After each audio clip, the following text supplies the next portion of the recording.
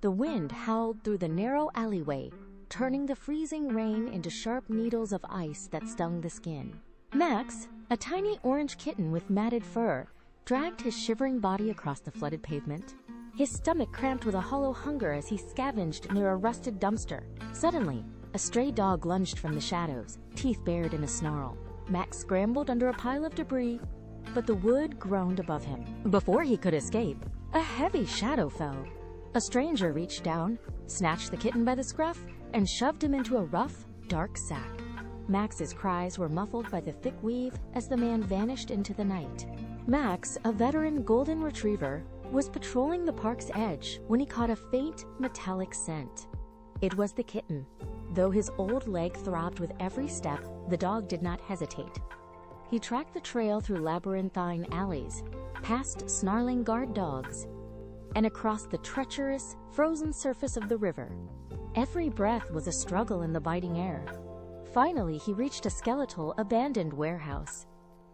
Peering through a jagged hole in the rotting wall, he saw the kitten locked in a rusted cage, shivering violently in the center of the room.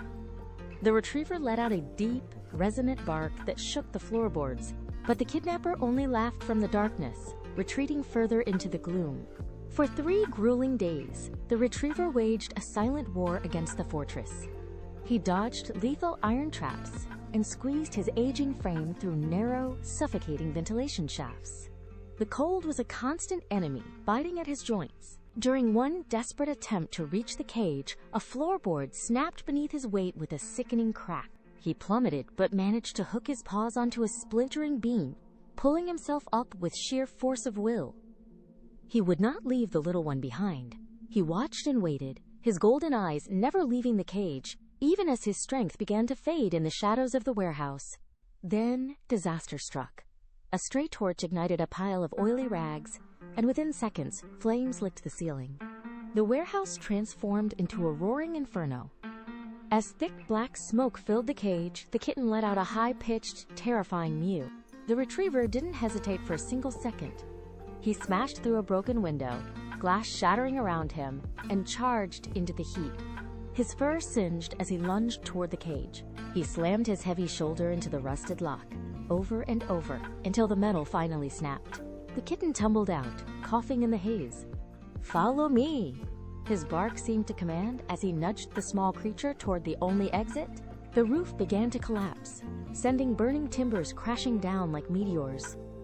The retriever shielded the kitten with his own body, leaping over gaping holes in the floor and sliding across slick, charred boards.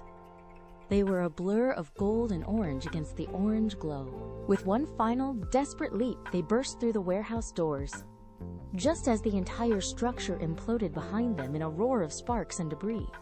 As the sun bled over the horizon, they reached home. The kitten curled into the dog's warm fur, safe at last. The alley was now just a memory. Under their roof, they slept, inseparable.